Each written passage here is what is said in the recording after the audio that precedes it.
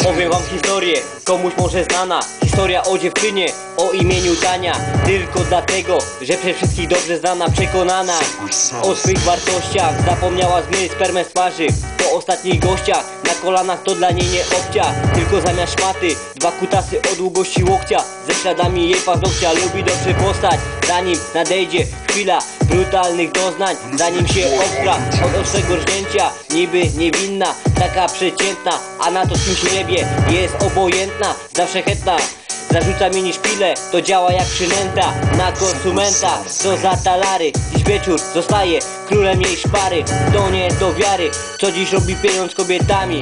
Trójkąt, słoneczko, lodzik to pełna profeska. Dziś jedna od drugiej, bardziej kurewska, tańsza niż działka miejska, a godność wielka. Co to nie ona, ojebała tyle, że dziś już dobrze zarobiona. To nadal jeździ w drogich samochodach, opowiadając o męskich złodach, trzymając się za toda, jest w pełni gotowa, by dać ciebie więcej, bez użycia słowa, więc zobacz.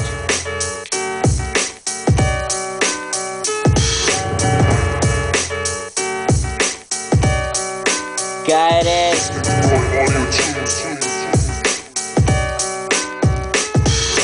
Śląskie robienie hałasu od czasu do czasu.